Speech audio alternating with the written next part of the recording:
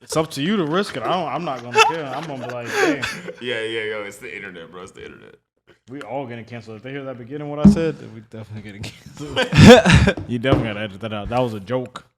All right, we're now tuned in to the Won't Miss podcast. We got a very special guest today, Gxdlike. What's good? And we got Nigel Crown next to him. What's good? What's good? How you doing, dog? What's good? Shit, bro. It's First Nick out podcast, here. first episode, super special. Been knowing Gxdlike for a long time. I reckon.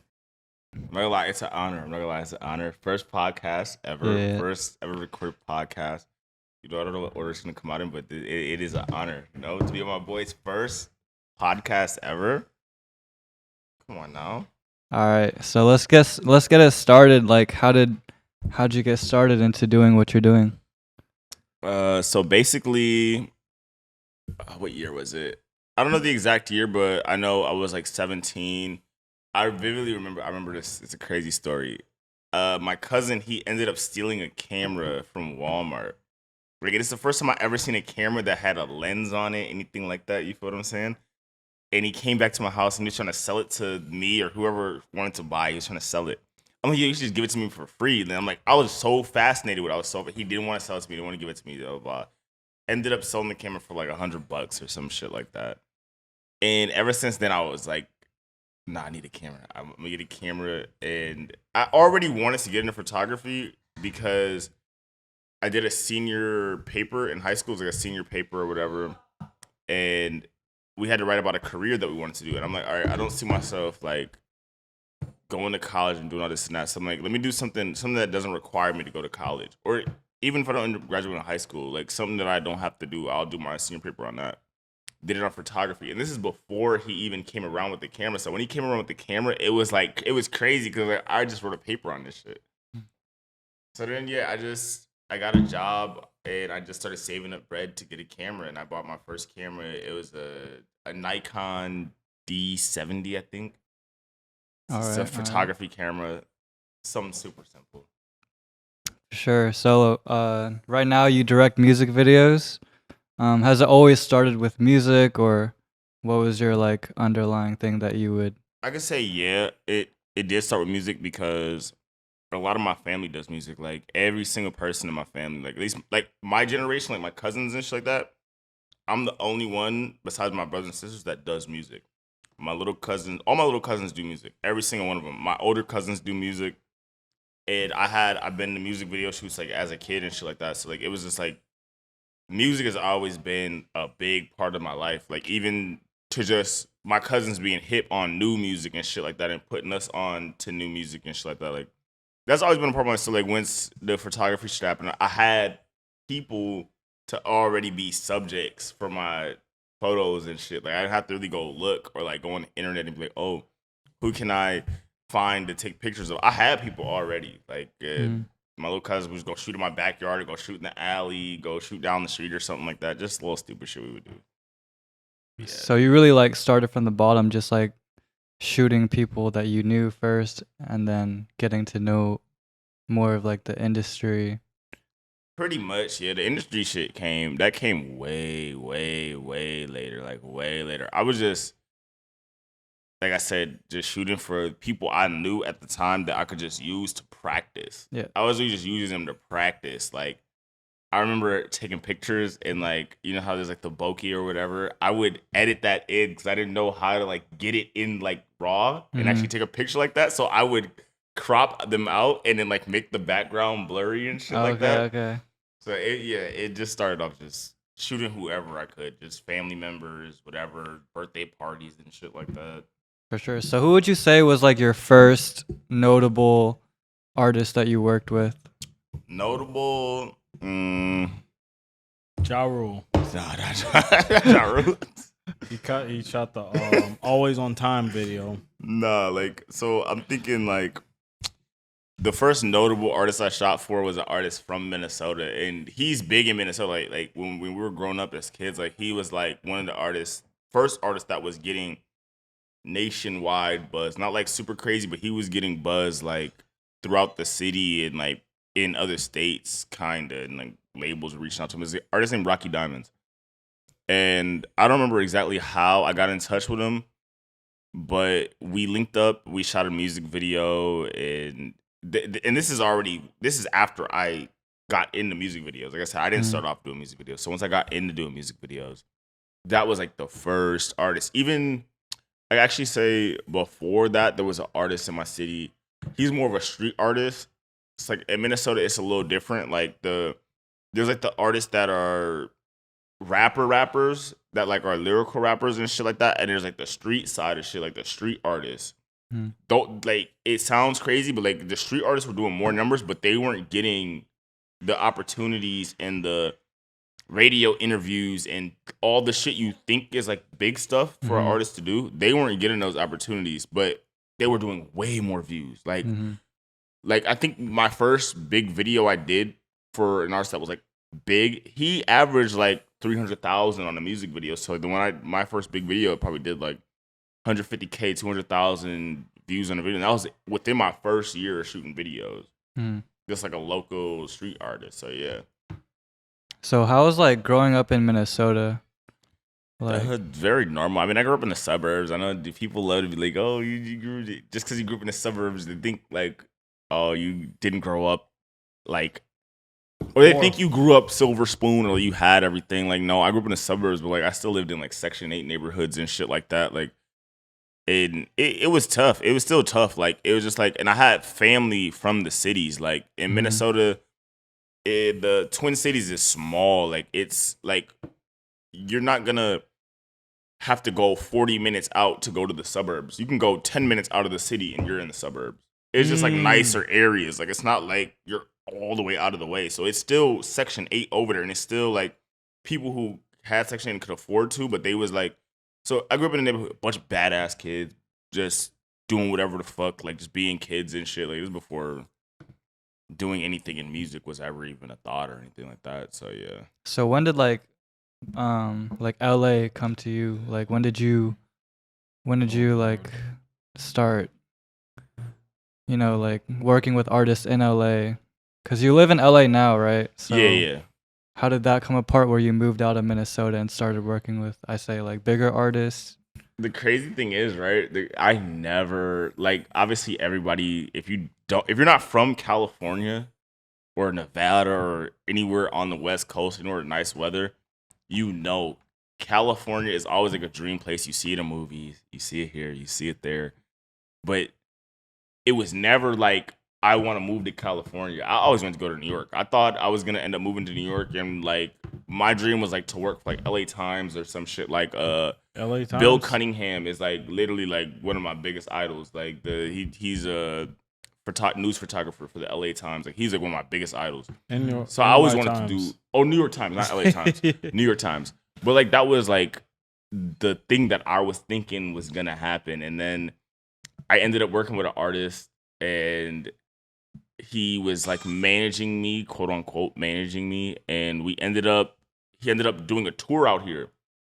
And I'm doing a tour here. I sold my photography camera. Actually, sold my camera. He had a camera. I sold my camera to buy a plane ticket to go with them. So I just ended up using his camera. And we came out here, and we literally got stranded. Like that's a whole story to itself. We got stranded because. I'm trying to think of what exactly happened. It's a long story. It was a whole tour. Like I guess there was something in the contract saying that if act of God happened, which is like a hurricane or something like that, like something crazy like that, if that were to happen, the people that were holding the tour or whatever, financing the tour, they wouldn't have to provide transportation or this and that or nothing like that. So that happened mid-tour. One of the artists we were on tour with, his name is Fora. He's a big West Coast artist, but he ended up getting shot on that tour, like at one of his shows on tour. And the whole tour got canceled mid-tour, so we were left literally stranded. So we ended up just saying, fuck it, we're just going to thug it out. We had a homie that was going to let us stay with him for 2 weeks. Obviously, us being out here, having nothing, knowing nobody, we overstayed our stay a little bit, this, that, and it was a lot, but we ended up figuring it out. But that was kind of how I ended up in LA. I fell in love with it though. I ain't gonna lie. I got here, I fell in love with LA. Like the palm trees, it felt like a dream for at least a year. It was crazy. At least a year, and then it became hell. Not hell, but it started to get normal. Like you started to get used to it. But like, I don't think I started to look at. I still don't really look at things like that. But it definitely is.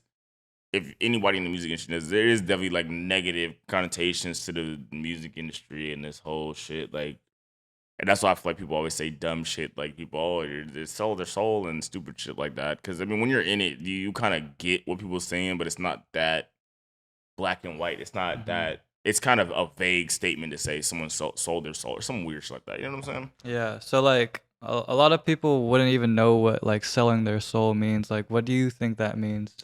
I think selling your soul is just doing something that's against your morals. If you're gonna do anything that's against your morals for money or to get some type of fame or clout or anything like that, that's what I would consider selling your soul. I don't think that's like, oh, I actually did a ritual and I sold my soul to the devil. Like that doesn't. I've never seen like I've been around some of the biggest artists. I've never seen anything close to that. I've never seen hints of that. Obviously, I see weird shit that if I was. Because I grew up in a Christian household, so like I was like a hardcore Christian. Yeah, I would think this is what it is because some of the stuff does seem dark. How the music industry, when you're around these people, you're like that. But it's not that. Like I said, it's not that black and white. To where it's like, oh, I drew a fucking pentagram on the ground and I fucking drew started blood. lighting some candles and sacrificing a goat and an oak. Yeah, I drew blood out of my hand, and all of a sudden now the devil owns me. Like I don't think that's what it is. It's not that at all. So what do you think about like the satanic artists like Cardi, Uzi? Like, what do you think they're doing? I think they're selling an image. Yeah, they're selling an like image. It's part of their brand. Like, bro, you understand when we were growing up. I'm sure you went through this too, and even people listening, y'all know the whole Illuminati shit. Like that shit was so big. Like, oh, you watching the conspiracy videos about people. Oh, they're doing this. They're throwing up the diamond and shit like that, bro. But it was so big. Like people, I feel like us as kids, like, and these are people that are in our same age range. Like they grew up watching that shit, so they're like, oh. I'm just gonna play off what they're doing. I'm gonna play off what they're doing. I'm gonna make people think that's what it is. That's what I'm doing. I don't think it's really like that. I don't think Cardi really is. I'm sure Cardi in real life is probably a regular ass dude. He probably literally just does normal ass shit on his day-to-day basis. But when he has time for showtime, and that's one of the things I realized too, when you're around these artists like that, seeing them be an artist is crazy. I'm not talking about the recording process. Like that's one thing, but like when they go to like shows or they like fan have to do something on camera, they turn into a whole different person. They're literally, it's showtime, and that's what I feel like makes a good artist. That's what makes a good how do you say it, Nigel? Like someone that puts on a good show. Showmanship. Yeah, like that's what's good showmanship. Like good entertainer. That's a good entertainer. That's what I meant to say. Yeah, but it's different when they're with their family and stuff like that. Like you see a whole different side to them. Or even just off camera. Niggas, even just off camera in general. Or like not around a bunch of people where it's a public event. Like they're just regular ass dudes. Like I've seen it time and time again where you think somebody is about to be this like crazy off the wall person. The only person I can say is like that, and he probably knows exactly what I'm about to say right now. The only person I can't say like that all the time is Famous Dex. Yeah, if you get around Famous Dex, he's the same way he's on camera, like the same energy all the time. But one thing I can say, he's a humble ass dude. That dude, he's really nice. He shows mad love, like way more love than any of these artists ever show. I'm not gonna lie to you. Way more. He'll definitely remember you. Like I met him for like 5-10 minutes, and he remembered me like 2 years later. He was like, "Yo, I'm with the docs." I was like, "Oh shit, I thought you were joking. I didn't know you really remember me."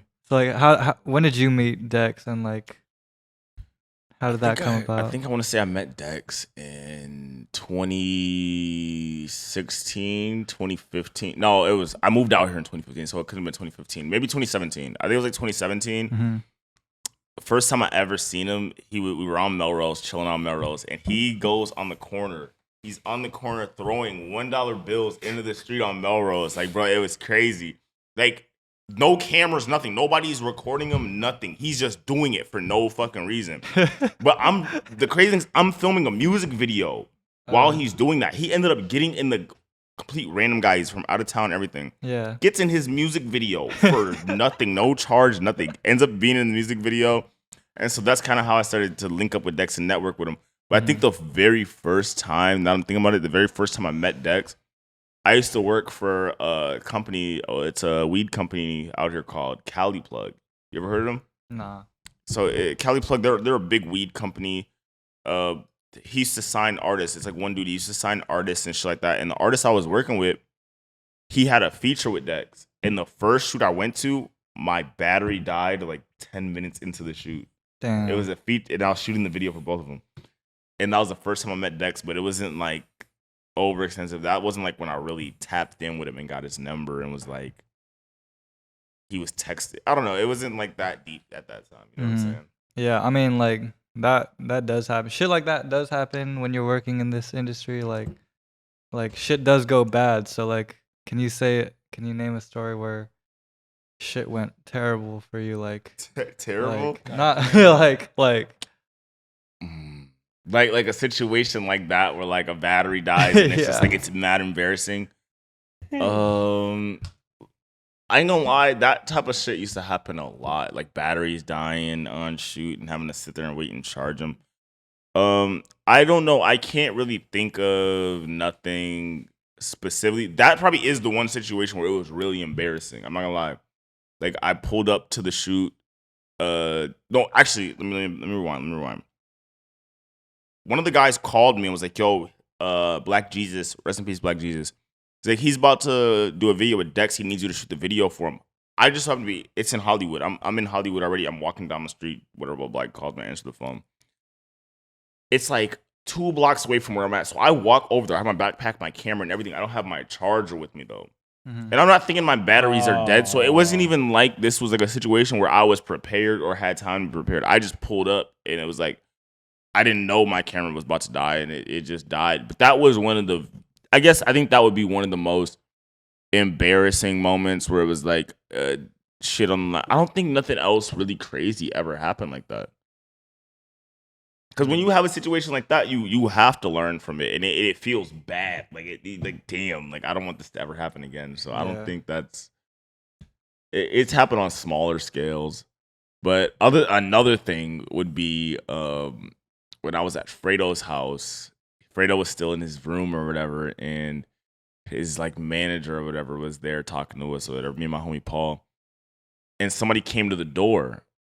And I went to answer the door, but like nobody was answering the door. But I went to answer the door, and then his manager snapped on me. Like, "Yo, bro, don't you be answering the door? You don't know who it is. This, and that." He snapped on me. Though. I was like, "Damn, I felt so bad, bro." I was like, "It's like thinking about it. That's a dumb thing to do. You shouldn't just be answering a face, especially like somebody on that scale. Like, you shouldn't be especially when it's like not your house or nothing." Was that your first time meeting him? Mm-hmm.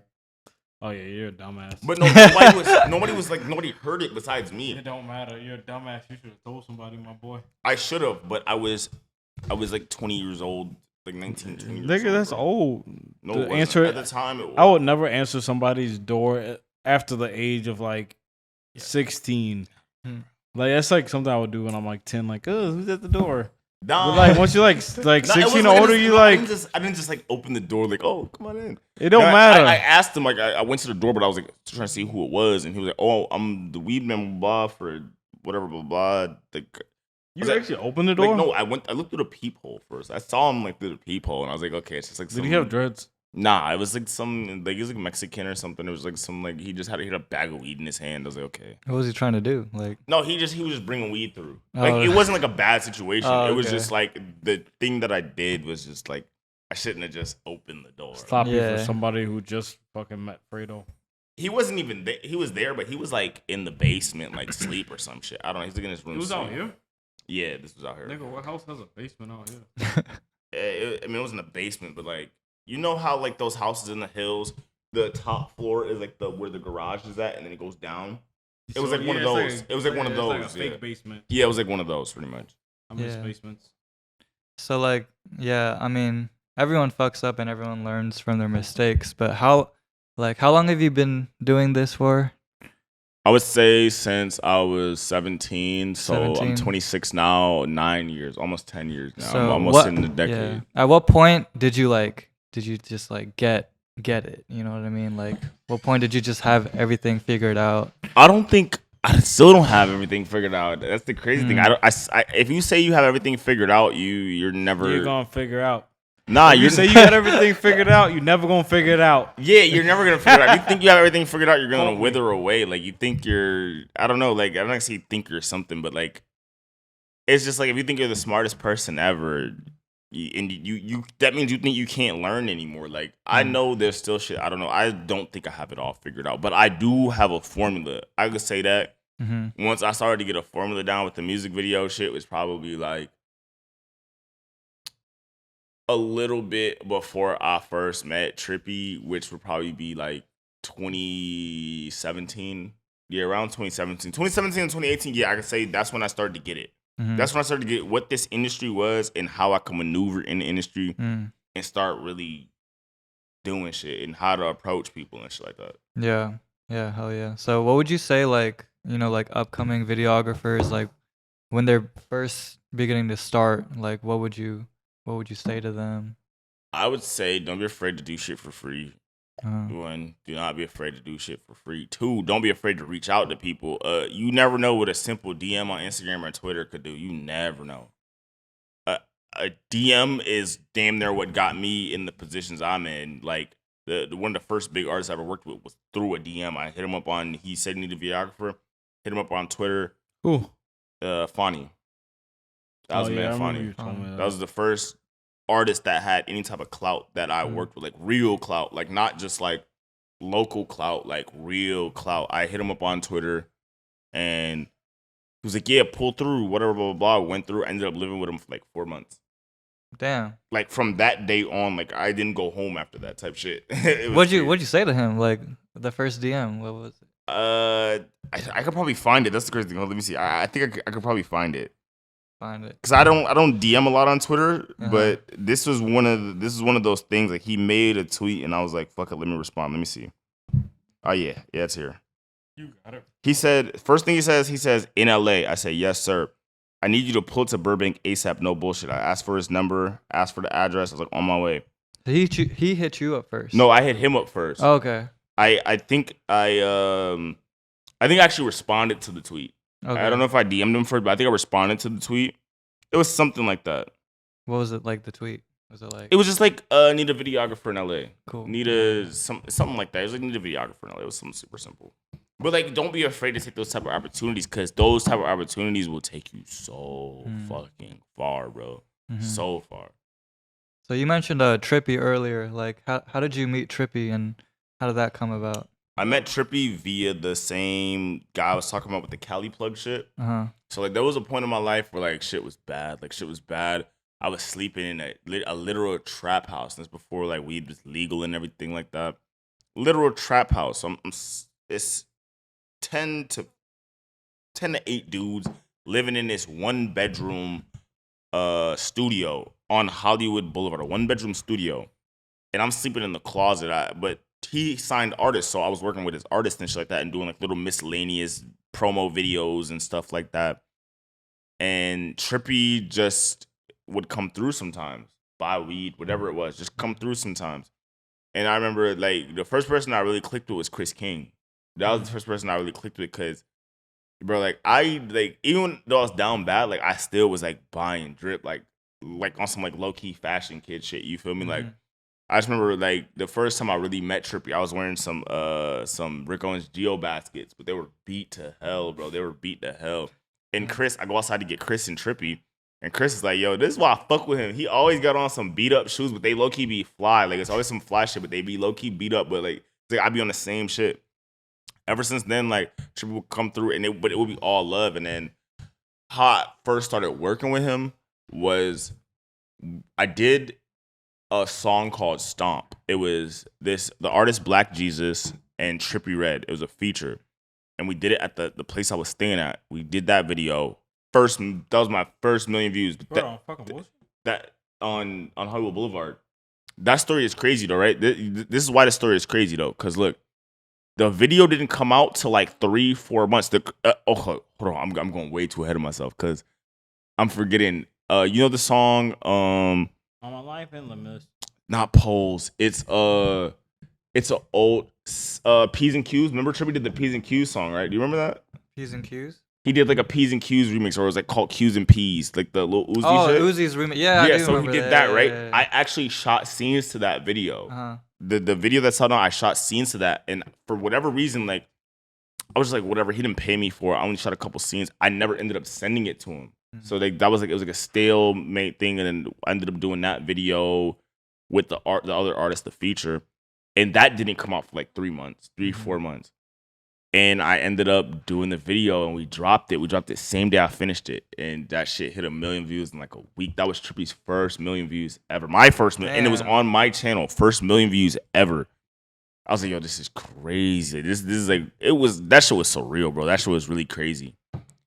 And after that, I did Stoves on 14th and Limitless, but the way those videos came about was Stoves on 14th was a feature. We did that video. We did both those videos same day.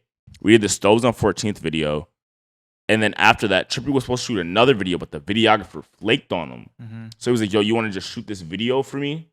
I was like, "Yeah, bro, fuck it. I'm already here. Like, let's do it." And we knocked that video out. Another like 5 million views. I was like, "Bro, this is crazy." Like, it was crazy because that was the first time I ever worked with an artist. Mm-hmm.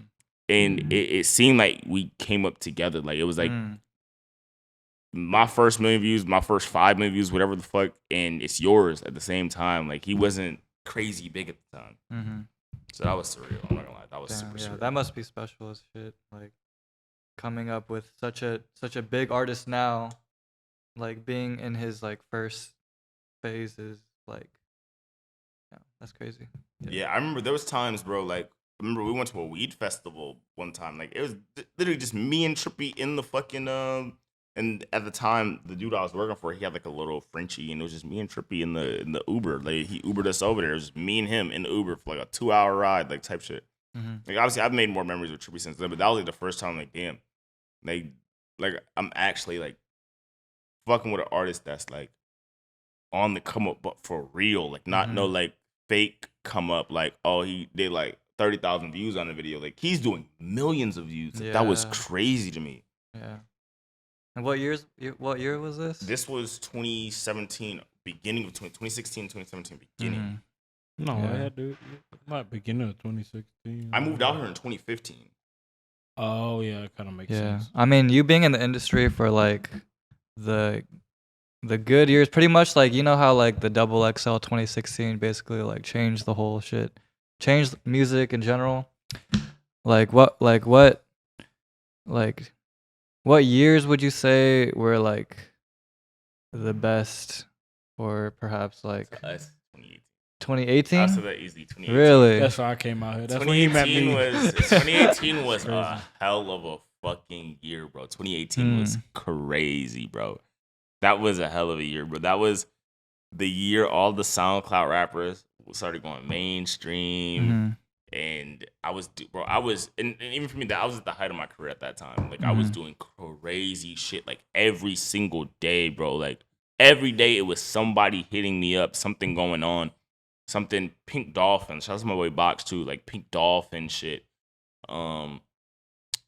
Just all type of shit, all type of different little events, music videos. Like, yeah, 2018 was out of control. Even 2017, but I would say 2018 is the year that stands out for me. I mean, a lot of people say like 2016 stands out to them. Really? Like, for music, I can say for music, because that was when like that was like the Xtentacions and people like that were coming out, and they were like, it was still underground at the time. Like, it was like you found this new thing. Like, it's kind of like how, you know, like the Ken Carsons and like Destroy Lonelies are right now, but like before they were like these popular people, like none of these people were popular for real. They were popular, but not like mainstream pulling millions of views. They were probably pulling like a couple 100,000 maybe max. Like, just the whole culture of the underground, I say, was just like began 2015, 2016, and then it started like peaking 2017 through 18. I don't know though. I don't know. It was definitely, no, you're pretty accurate. It was definitely like 2017 and then 2017 through like the end of 2018, beginning of 2019, where all these artists were just going ballistic. Like, they were going bonkers, bro. Like, I never thought that a guy like X1 would ever be a mainstream artist. Mhm. I never thought that a Little Pump would have been a mainstream artist. Like at the time, it sounds regular now, but like at the time, that was all underground sound. Like everything about it was an underground sound. That was like because you got to think about it, like the Denzel Currys and the Puyas and all these people that came before them, they kind of piggybacked off of their sounds, that their style of it was all underground sound, and those dudes didn't go crazy mainstream. Like they were big, but they didn't go mainstream like a Little Pump. It's almost like those guys came. Exactly, but they were like pioneers. Like they they're kind of like the paved the pioneers. way for what was going on. And They definitely came too early. Like it didn't resonate as much. Like they kind of was like the tester. yeah, You know what I'm saying? Like when like you get like some fucking trying to think. You like eat something new, you like start off like, let's say you get some Italian food. like sushi. I think Oh yeah, is a good sushi. example. Okay, sushi. You want to start off with the California roll, and that's like the entry level, and then you gonna start getting the shit where it's like the sushi and that fucking yellow sauce. I forgot the hell. Tempura. Is it tempura? Yeah. Big dynamite roll, bro. No, it's like some ghetto shit. Make that my roll. It's like some ghetto shit. I'm talking about like the real shit, like where it's just like literally like the sushi. It's like I forgot. It's like something like yellow sauce. The Like, yellow, spicy mayo. That's what I was thinking too. I was no, thinking it's spicy like mayo. Spicy mayo is no gas, rice. though. It's like when you start eating. What is it? It's just. Bro, we don't know, bro. We don't know. Oh, bro, you guys are fucking up. We don't know. Yellow It's like sauce. we're just like the actual fish. Masago, like the Sashimi? That's what I meant to say, like sashimi. Oh, just fish. Yeah, like Who goes from sushi to sushimi? From California rolls to sushimi is eventually- crazy. No, it's not. Yeah, eventually, like towards like. That's like, what I'm saying. Those Eric- niggas were like fucking California rolls. They're like the dragon roll or something like. Like it's like when you first go, you're like, that's good, and then once you really have the real sushi, you're like, oh shit. But if you just jump right to the real sushi before you had the California roll, you're like, this shit kind of. Yeah, definitely. You know what I'm I saying? feel Like what you're it makes saying, sense. Yeah. That's a fact. Yeah. Oh, sashimi. How you say it? Sushi. Sashimi. But yeah, that era, the sashimi. whole Trippie Redd shit was insane, bro. Mm. That is something. And You don't even know Trippie Redd. I have a thing. Get the fuck out of here! Get the fuck out of here! Hey, get the fuck out of here, Johnny. Nah, like Let I me be go having to the the whole fucking, thing where like, cause I'm so used to like I can't say Trippie was one of the first. Nah, he might have been. He definitely was the first artist that I worked with that shot his like first videos and he blew up because of that. But like I always had a thing like I just always felt like people just they're gonna leave you behind no matter what. Like they're gonna blow up and they're gonna go move on to other people that can. I'm not gonna say necessarily do it better, do bigger videos or whatever this and that. But that's basically what happened. But he was like one of the one people that still stuck around for a while, for like a long time. Like he would call me when he needed a video, like even at the height of his career. So I always appreciated that. That was always one thing I fucked with. Hell yeah. Who would you say were like your biggest inspirations, whether it be music or whether it be artists or just anyone in general? So Walt directors, Walt Disney is crazy. You don't have the answers, Nick. You don't have the fucking answers, okay? No. Nah, inspirations, directors. Number one, AZ Productions. AZ Productions. 2 would be a director from my city, Minnesota Code TV. He made me realize it was possible to like, because I didn't see a lot of people from my city doing music videos until I saw him doing it. So that was one person, and then What's I could say Minnesota Code TV. He has a really big YouTube channel as well. Who else? There's obviously AZ, him, and I would say D Gaines, but D Gaines not really so much because he wasn't like one. Obviously, I took inspiration from him, but it wasn't like he wasn't one of the ones that was like, oh, this is why I want to do videos. This looks cool. Like his videos didn't make me feel like that. I don't know. I guess like I said, those are the only 2 people, just AZ and him. Nobody really else was like.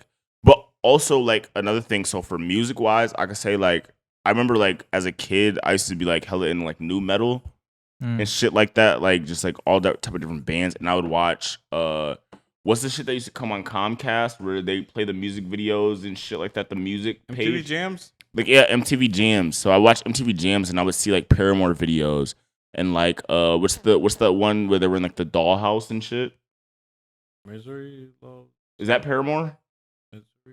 You know what I'm talking about? There's like it's like a. Is it Misery Loves? Nah, I don't think so. I don't think.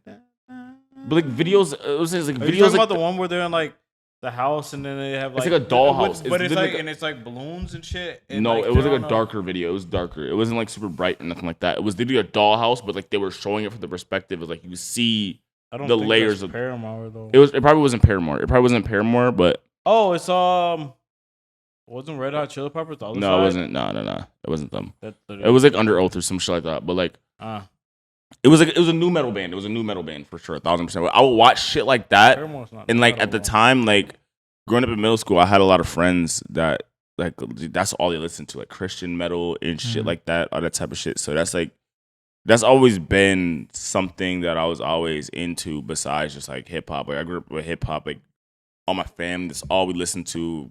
Barbecues, anything like that, that's what we listening to. But on my own shit, I would listen to shit like that, and I'll watch the music videos on MTV Jams. And I'll be like, yo, these videos are fucking crazy. Like, this is crazy. Like, but that's the weird thing, because it's like I never thought, even at those times, like I was interested in music videos. Even when I got a camera because I wanted to do photography. I never wanted to do music videos, which is crazy. It was just something that worked. Yeah. God did. Yeah, God wanted me to, apparently, because that's just what it was.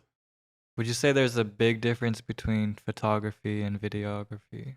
Oh yeah. No. Really? Nah, I don't think so. I don't think so. I think if you're a good photographer, you could be a great videographer. Someone that maybe not directing, but the person that's actually holding the camera, I think no, because you being a photographer, you know it's a lot about composition and Angles.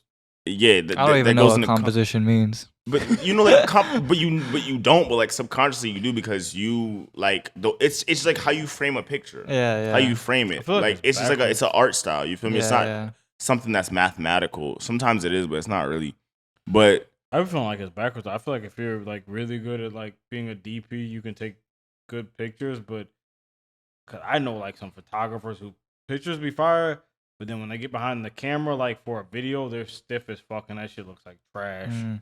yeah, and Like, that a lot just of times goes. they're That very comes down to stiff. style. I think that a lot of that comes down to style. They have no style. They don't have no like inspirations. But I'm in saying music like they can videos. shoot like the craziest pictures, but like they don't be knowing how to fucking do the move. Yeah, Like, they be yeah. very stiff. Like it might be like one nice angle, but like bro, nobody's trying to watch that one angle. I for can the whole agree with video you on shoot. that, because now that you say that, I do. I think it's like vice versa. I've seen some stuff where it's like, yeah, maybe we should just do photography. Think of, but I don't know. For me, it helped a lot though. Like for me, that was like, Glizzy. Think of. yeah, I know who you're talking about. That's what I thought of as soon as you said it. I wasn't even thinking about him, but I That just was thought like- about it in my head. I'm like, For me, it was Video like knowing pictures. composition and shit like that. Like, I never went to school for none of this shit, but like knowing composition, knowing how to properly expose some shit, and then even color correcting, like editing photos. That all of that, I just took the same thing and put it in video. Still to this day, I use the same shit. Like I never like reworked my mind to do videos. Only thing I did was learn how to direct. That was the one thing, because a lot of people get it mixed up between directing and being a DP. Being a DP is the guy that's sometimes holding the camera, not always, but a director is a lot about communication and getting your image across to the other people on your crew, especially when you're on a big shoot, like a big budget shoot. That's what that's about. That's not about how it is about how the image comes out looking, because but you're not doing none of that. You're not touching the camera. You're not doing none of that. So it's just a little different. Yeah, I think photography and videography, they go hand in hand. If you know how to work a manual camera, you can work a video camera. Facts. Really? Facts. Definitely. I mean, yeah, throughout this industry, I've learned that and I've been told this, like there really is a difference between being like a cameraman and being like a photographer or like a director. Like you're like the way you carry yourself really does matter as a person, like yourself, because anyone can learn the specs of how to use a camera, how to edit a video, but like just how you carry yourself as a person, how you dress, how you smell, like everything really does matter. Especially like here, like I feel like Just when you like start to understand that, it's just like the yeah. difference between like producing and beat making. Like niggas can make beats all day, but like niggas might not know how to produce a song. Like it's like a huge difference. That's like directing. Exactly. No, Direct, exactly. like a DP. Like you can be a great DP, but fucking suck at directing, and you could be great at making beats, and you can fucking suck at producing. Like Why do you think there's always this thing? Like- if anyone does any videos or anything, you know, there's a thing like it's like a thing about film school dropouts. Yeah. That's a thing. Like anybody that goes to film school, let's say 70% of them drop out because it's like what you're learning is pointless. You're learning and you're going to college to learn an art form, which sounds crazy. Like, bro, art is art. You're not going to college. All the shit that they could teach you in college that they should be teaching you, which they should be charging you like fucking $30 a month for, is like how to expose your camera properly, how to use the settings. Yeah. Other than that, you can't teach someone to be an artist. No matter Half how the much you time- teach them, they'll never be an artist just because you taught them the rule of thirds and little stupid shit like that. And like anybody in art can say rules are meant to be broken. All those rules, rule of thirds, all that stupid shit is literally meant to be broken. That's what makes it art. Right. How you make it and make it beautiful. Really, to be honest, that's just what it is. Like you can break the rules. It's just how are you breaking the rules? Right. It's always like best to like learn the rules to know how to break them the right way. But like most time, people who go to college for like art shit, like low key, they'll be fucking trash. Like especially engineers, like I come fucking music, so like engineers who go to art school and shit, they're always fucking trash. Like they just mix the same exact way every time. Like, but they don't have a style. Like style is everything, and like if you don't have a fucking style, you find your style outside of school. If you have no fucking experience, like you just go to a high school, you're like, oh, I want to do like music or I want to do film out of nowhere, and then like you never had a vision for that shit, and then you just go to college to learn it. You're gonna be fucking trash. You probably can You get already said you never had a vision for it. yeah, like you're not gonna be fucking like. I mean, it's rare that you're gonna be like really like a top dog or like people really want to hit you up. Like one of the best, every single best engineer I know, none of them went to college for fucking engineering. Like, I mean, Banks did too, but he was already doing music and shit before. But like CB, he taught himself everything. He's like literally one of the best engineers in the world right now. Justin, J. Craig Mix, one of the best engineers in the world right now. Rob, he went to Columbia, but like he was doing it already. He was just like fine tuning shit. So like it's like a bonus. No, exactly. Like, don't get me wrong. yeah, Like but, don't get me wrong. he has Like a style of if I mixing. had the chance to go to like NIFA or some shit like that, I would go. Because there's a lot of shit that you can't learn on your own, like on set things, like the big productions and shit like that. That's the only thing that film students and stuff like that get ahead of. That's why they always have like the self learners. Because as a self learner, when you get on that big set and you get these big budgets, it's like you can only relate that back to your previous shoots, which were nothing like that. There were some like that, but you had to put yourself in the mind state. Oh, this is just a running gun shoot with money behind it. No, yeah, exactly. And that's how you have to think about it. Because at the end of the day, the labels and shit, they're gonna hit you. It doesn't matter if you're doing music production, videos, or photography. Like they're gonna hit up the creatives first, and then the creative just hire the person who went to school for it. Like, but they don't call the person who went to school for it to do something. You know what I'm saying? Like if it's like a fucking cool video, like they're gonna hire like the person who's creative, and then the person who's creative is just gonna hire the technical person, and then you're gonna get paid less anyway, so it doesn't fucking matter. Like okay. That's what I'm saying. Like if you go to school for it, you're always gonna have a fucking job, but like you're not going to be like I can't even say you're always gonna have a job. I'm saying you can always get one though. You can always get one, but like you know what I'm saying, but you're not like really that guy. Because at the end of the day, the dude that actually is doing the dude that's actually doing cool shit is gonna come ahead of you no matter what. Shit, yeah, because cool. He's doing cool shit. He has the results of him doing cool shit. It's not you have the schoolwork and shit like that, but however he's doing it, it's working for him. No, for sure. That's how it always goes. Like I said before, style is everything. Shout out Jay Adams. He said that like style is everything. Like if you have style, you'll last. Like you'll be good. You can always like do some creative shit. Even if you're not even making money like that, niggas are gonna know you. Your connections are gonna be way more popping than just like.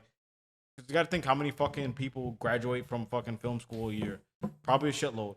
How many niggas are popping from learning themselves and like having their own style, a year, maybe 1 or 2. Yeah, and one thing I can say, I think there's a big divider because it's kind of like this is like a very new thing as well. This is also a very new thing. Like we could say like the Spike Lee's. Yeah, Spike Lee's, but there was one Spike Lee. And then there was who came after Spike Lee. There was somebody else that came after Spike Lee. Tyler Perry's, Hype Williams. But other than that, you gotta think about like this is where the gap is. If movies, this is what you want to do though. If you want to do movies, yeah, film school is the way to go. If you're trying to do crazy $100 million productions, and that's why I say the on-set is the only thing from film school that is valuable. The on-set, what's it called?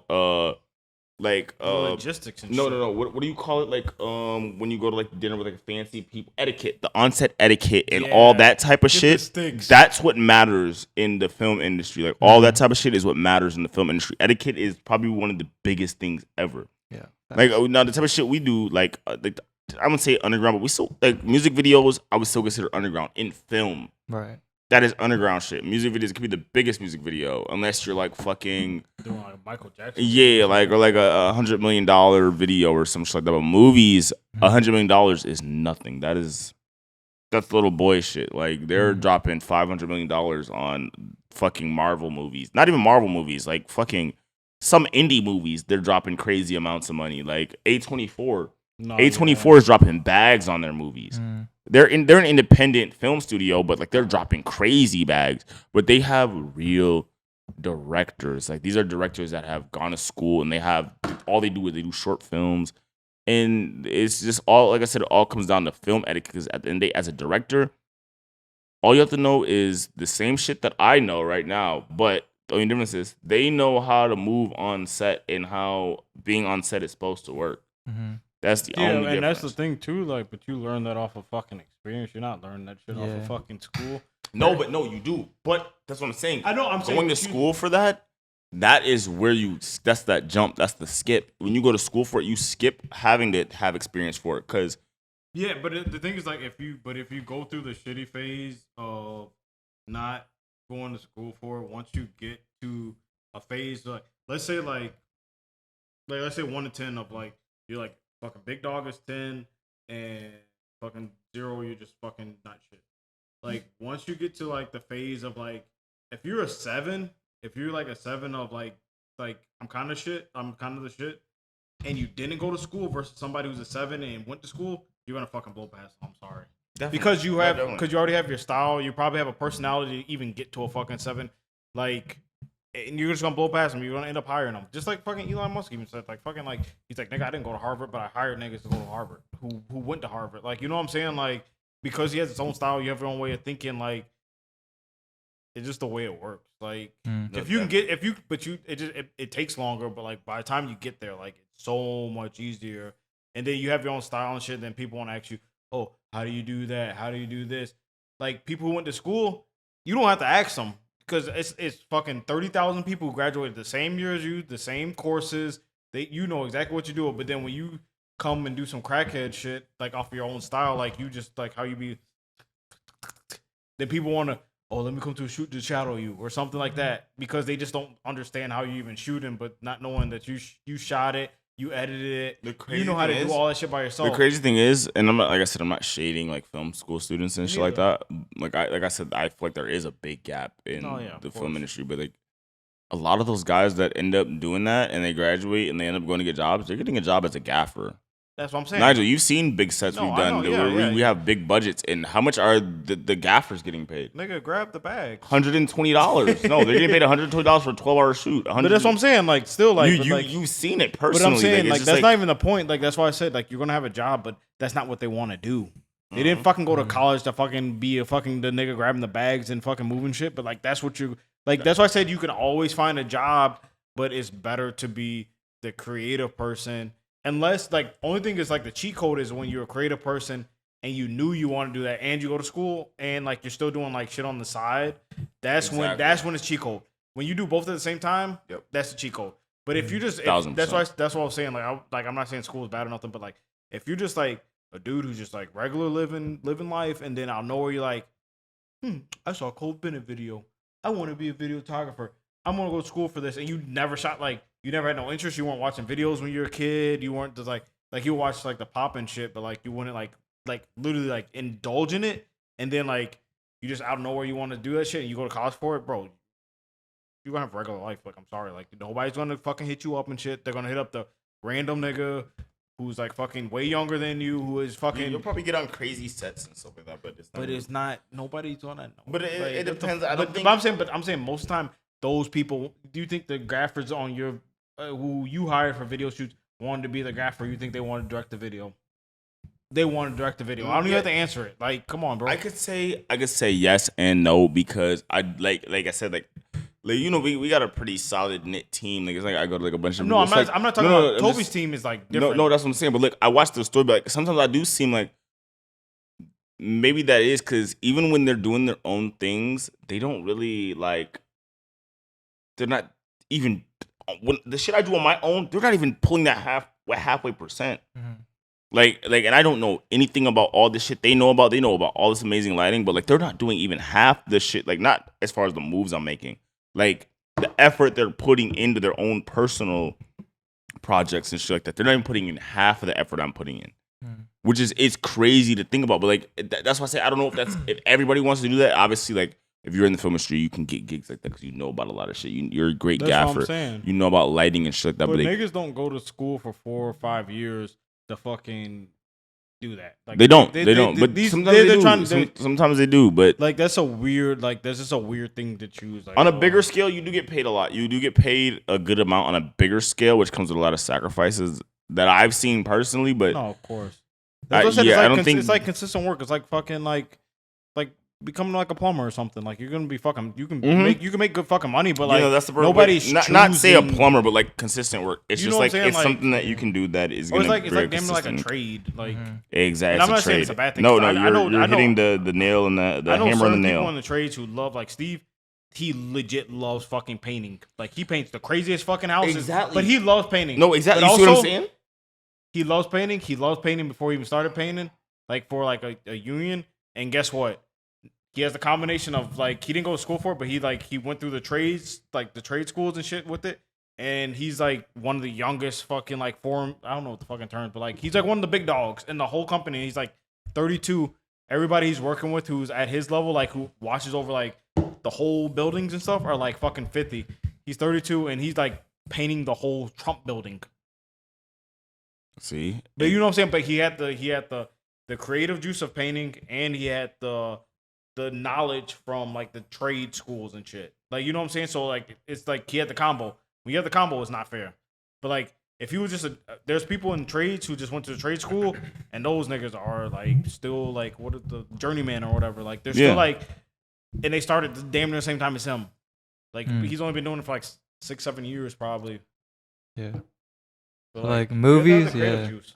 Like movies, music videos. What are you guys' thoughts on like some like have you ever been like offered to like shoot a porn? Oh, I used to get this a lot. This is crazy because I used to get this a lot when I first started. I don't get it really as much, but I used to get this a lot. Would I ever direct porn videos or do anything like that? My answer is produce one or something like that. Yeah, I would. Would I go and film it and actually be like that? Nah, I don't think I would. I think it's a little weird. I think it is a little weird. I'm not shaming nobody. Like, you do what you do, but I just think it's a little weird. Like, it feels weird because I know a lot of it's fake. But like I feel like if I did, I could do a really good one. I feel like I could do like I would make a fire. Like, you know what I'm saying? Like I would get all the good angles. I'll get all the good angles, all that shit, bro. I think it would be really good if I did it. Stunking though, it's wet and shit. Yeah, but no. I don't think it would be like that. I don't think it's like that for most. Maybe low budget shoots, but like I feel like all of them because like I think if I had a porn company, I think I would have a company as big as Brazzers. But I feel like that's probably worse. They probably be fucking for like 2 hours for like a little 10-minute shoot. Like, not that. I don't think so. I think because you gotta understand, it's still a set. No, it's still a set though. It's still a set. So right, my boy. No, what you gotta understand is they're doing cuts. Everything they're doing is it may not be planned down to a T written on. They do the same shit. They do the same shit as it's like how we're doing the music videos. It's like that. Like it's like they're probably stricter too. They're literally making it a lunch break for the consumers. They're making it for the consumers. That's why you know, like, That's come the on. question in porn. Do you get a lunch break? Damn, that's tough. Do you get a lunch break? Damn. That is crazy. A lunch break, That's a good question though. baby. They should get a lunch break. I feel like you have to. Like, what the fuck? Like, order some DoorDash or something. No, they probably got what's it called? Craft services. We bring food like for you to eat during the day, like a couple sandwiches or something. Like, I don't know. I want to say something. But What's I your can't. thoughts on OnlyFans? Like, It's a only and it's a OnlyFans? yeah, like I have nothing wrong with OnlyFans. I think OnlyFans is a great thing because, and I think the people that do OnlyFans shamelessly, I congratulate them 100%, and I respect them so fucking much. I Like, feel like only. it's like the people that do OnlyFans, but they try to hide it, and they're not doing OnlyFans. You're Then it's fucking like weird. I don't say you're weird, but it's just kind of like Pop your it's- coochie on Twitter and then put your link in the bio. Make some money. it's just like I see Twitch streamers and shit like that, and they have low key OnlyFans and shit like that. And like, why make it low key? Just make it known. Like, just Yeah. make it known you have an OnlyFans. Don't make it low key like Amaranth or what's the other girl, the other Twitch streamer that has an OnlyFans? I don't. Bella something. Belle Delphine. Belle Delphine has an Yo, OnlyFans. yeah, she's going crazy. But she shamelessly does it, and people actually respect her for it. Like, I've never seen nobody talk down about Belle Delphine. Like Kazumi? But it's a difference. Kazumi is just shameless all around. Like, Belle Delphine is a Twitch streamer. You know how Twitch streamers come What off does she sometimes. do? They Does come she, off like, like they have to play? be innocent. This and that. She's just shameless. Like, I do OnlyFans. I'm gonna drop this OnlyFans tape, and if y'all fuck with it, you can buy it. This and that. Would you date an OnlyFans girl? I have. Oh, you have. Yeah, Would you date a porn star? I would say yeah. I don't see why not. But yeah. they fucking other dudes though. I don't know. I don't necessarily care. Like, I know because I know what it is. Like, I know what it is. So I wouldn't really care for real. I ain't gonna lie. But like I said, I've dated an OnlyFans girl. I've dated a girl. She's a stripper. All type of shit like that. Like, she did sex work on top of that. Mm. That's all I'm gonna say. I would just say sex work. But it wasn't like I know what she's doing it for. What she's in it for. She's not in it because like she just wants to just go just It's some get PP. fucked. You know what I'm saying? Like, she's in it because she needs money. This is her way of making money. And that's why I say the Yeah. shameless OnlyFans girls. They know this is their way they can make money. So what's wrong with a girl knowing she can make money this way and using it to make money that way? Like, money is money. It's a physical dollar at the end of the day. There's nothing beyond that. It's just a dollar. Yeah. Yeah. It's that simple. So I guess if you start thinking about it too deep, then maybe you might start feeling the type of way, but you just can't think about it too deep. Facts. Other than like directing, like what else do you do? Been big on Twitch streaming. I've been big on video games. Been big on video games my entire life, to be honest. But I just started getting into actually like going hard on Twitch. I've been streaming on Twitch for over a year, 4 months, every single day for the past 4 months. I can say that. Yeah. Every single You'd day. be streaming like at least 5 hours.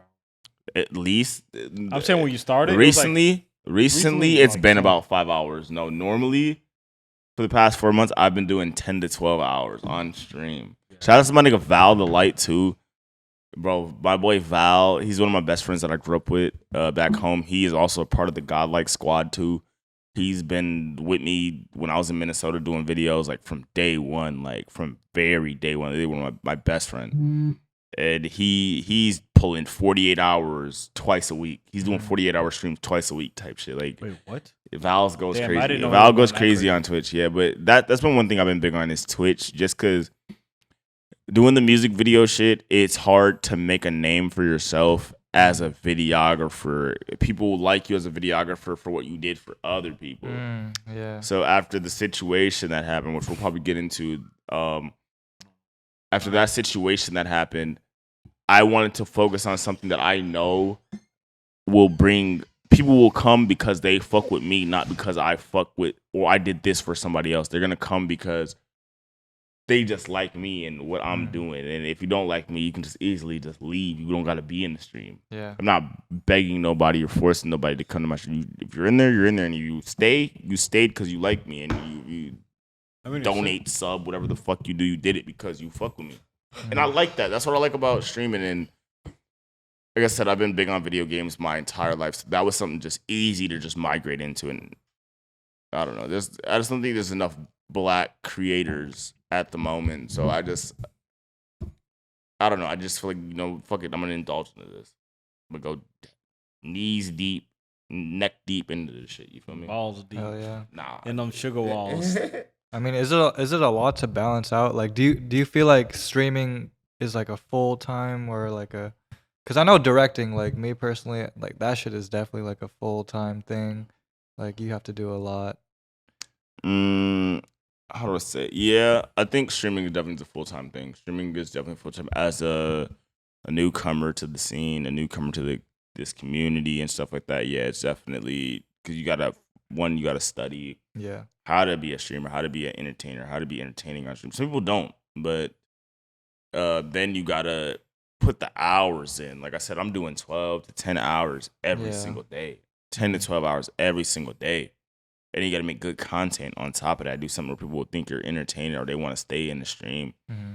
So yeah, I definitely feel like it's something you got to really indulge into and tap all the way into. It's full time. Directing, I feel like I'm at the place in my career where I've made enough connections where like I don't want to sound cocky or anything. I don't have to necessarily try if I don't want to. I don't have to try. The hardest part of being a director is getting yourself out there. Yeah. Doing the job is easy. Getting yourself out there is the hard part. I've already done all that. So now all I need is, for shit to happen. And then when it happens, just deliver. Mm-hmm. So yeah, I definitely have been full-timing streaming. And I haven't been part-timing directing. It's just like, I just don't have to pursue it no more. You know what I'm saying? Facts. Shit just comes pretty much. So would you say like you have a mantra of like achieving goals and stuff like this? Like, do you believe in like manifestation?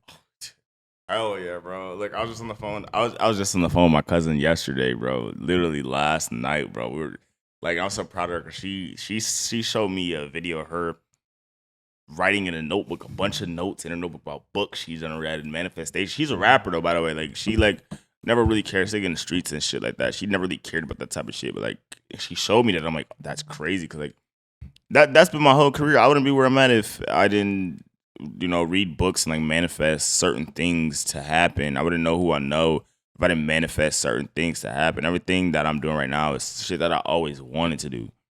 Shit that I ain't gonna say like cliche shit, like always dreamed of doing, but it was like shit that I told myself, this is what I want to be doing. I want to be doing this. I see myself doing this. This is what I'm gonna be doing. Mm-hmm. And it all happened. Like everything that I ever manifested so far, most of the shit, hey, it's happened. Like I can't really even be mad. Mm-hmm. So much shit has happened. So like something that I'm wondering myself is like, putting out ideas that you haven't done yet, like, is that bad luck? Like, is that, like, because, like, every time I say, like, oh, I want to, like, build something, or I want to go to blah, blah, blah, and it ends up never happening. So, like, do you think, like, keeping shit to yourself is the best? That's crazy. Yes, it's crazy. 1000%. No, it's crazy you say that Always because, keep look, shit to yourself. it's crazy you say that because this is in my whole dilemma. Even just this week, I was thinking the same thing. Mm-hmm. Like, bro, you can ask Nigel. I didn't even tell Nigel what the fuck was going on until like yesterday or the day before yesterday. Like, and I had already knew about it, but I was like, I don't want to say it to nobody. I don't want to even really put it out there yet until I know for sure it's gonna happen. And look, I ended up just still telling people about it, this and that, and it still happened, but it didn't. It wasn't. You know what I'm saying? So I definitely believe that because I always. That's one thing I always think about.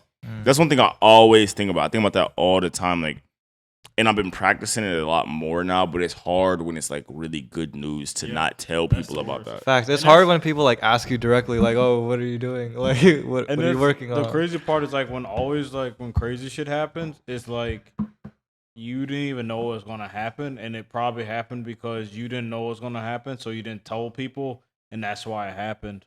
Yeah, like you said, manifestation is real, bro. Like that's why I said when these artists put out songs and shit like that, they're writing shit in their songs, and that's why a lot of shit becoming true because people are listening to these songs. So listening to these songs, and it's you saying it, so that's their energy being put onto you now. Yep. So like it's the same thing now. When you tell somebody you're doing this or you're doing that, they're gonna, no matter what it is, they're putting their energy onto you as well, because they know about it. They know what's gonna happen, and it's even crazier because not many people would even know, or like whatever the situation is, people wouldn't know what's gonna happen, even if a lot of people knew. And I feel like it's not like a bad thing to tell people, but you gotta just like, if you tell somebody, you gotta make sure like they're 100% confident in you, because it's literally gonna be some good juju come on you or bad juju. It doesn't matter if it's like family or anything, because like it'll be family members and shit. I won't even tell shit I got going on, because I know they're gonna be like, oh, he been at it for a while.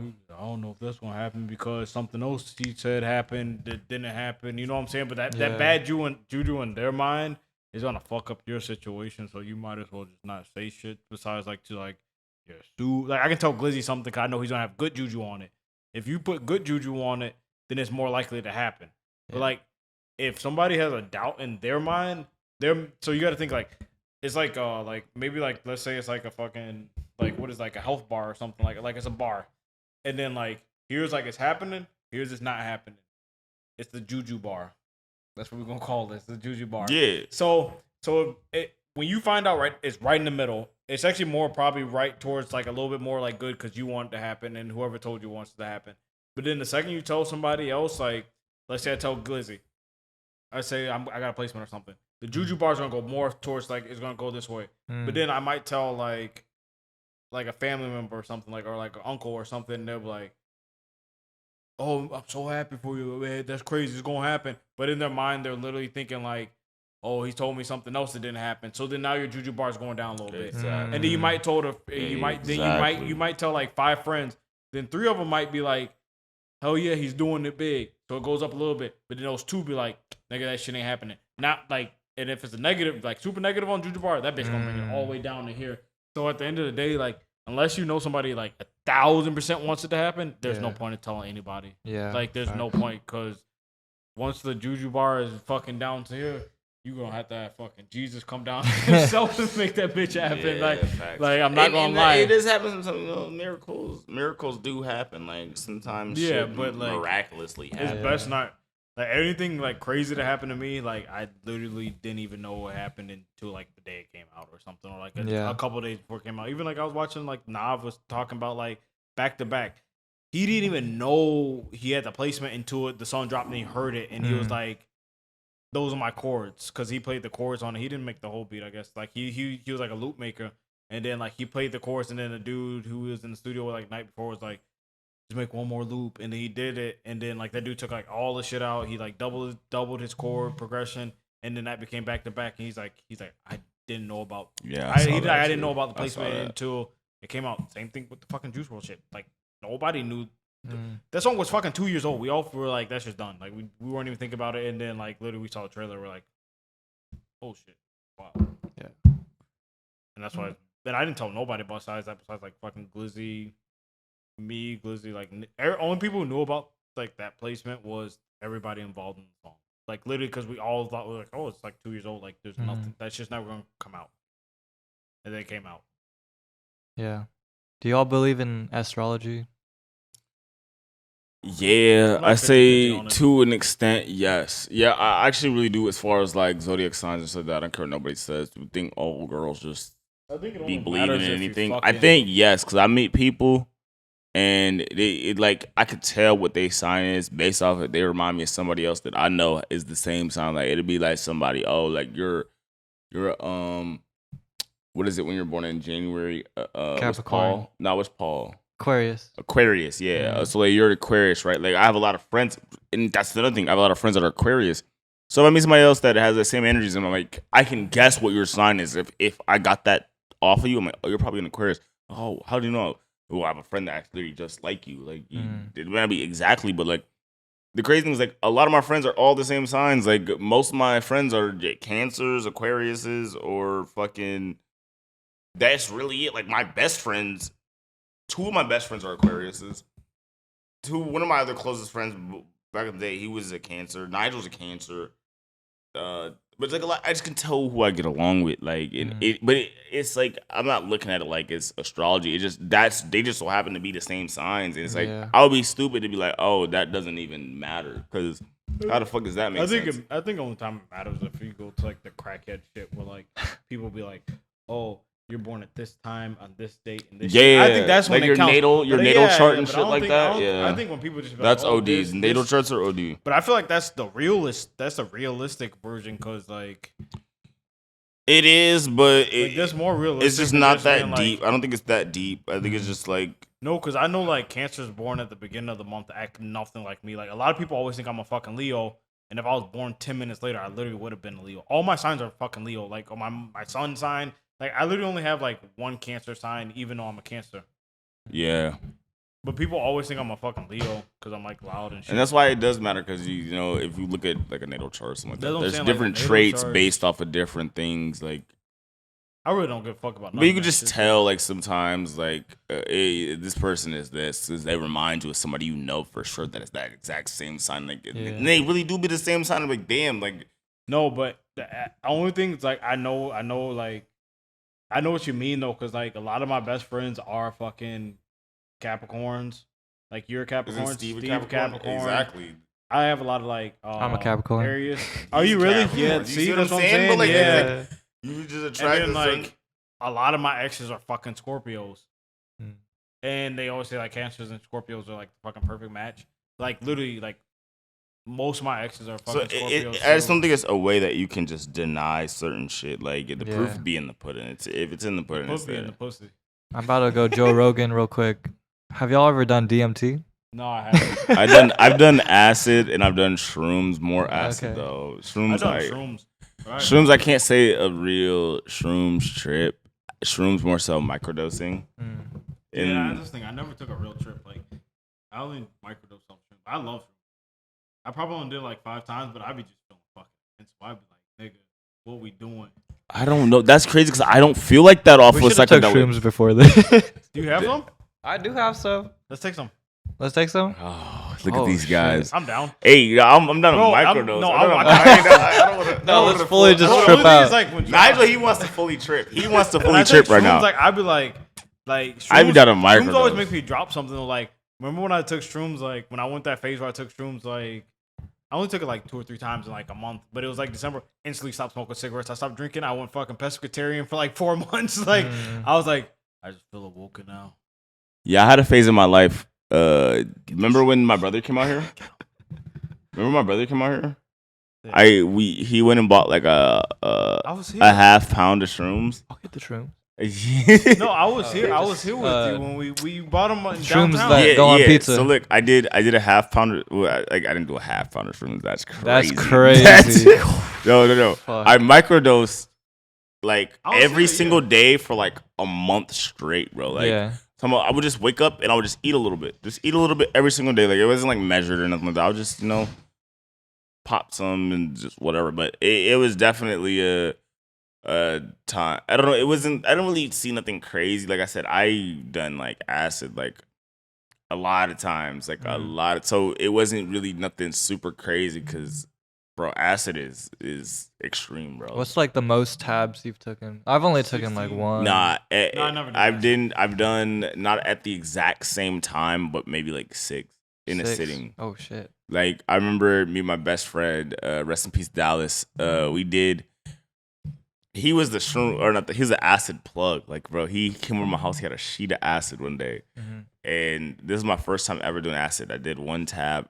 Fucking amazing. I'm talking about best time of my life. Like I'm seeing all type of crazy shit and shit like that. So later on that night, it was just me and him, and like I had a big ass room in the basement and shit like that. So we're just chilling in my room, listening to music, vibing out, like Sesh Hollow Waterboy and shit like that, just vibing out.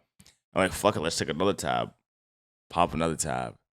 We just vibe. It's still vibing. We're not trying to go to sleep. Nah, it never did. It never went bad. And not one time during that trip it ever went bad, bro. We did like 3-4 more each that same night and just vibed out. Now the second time I did acid, same person.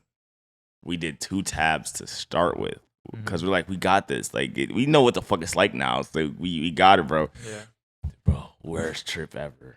Worst trip shit. ever, bro. Yeah, fucking- We went to his house and his mom, bro, was tripping, bro. Like, bro, it fucked the whole vibe and everything up, bro. She was tripping. Like, How he left tripping? some food, or he like took some food from the fridge he wasn't supposed to take. Came back home.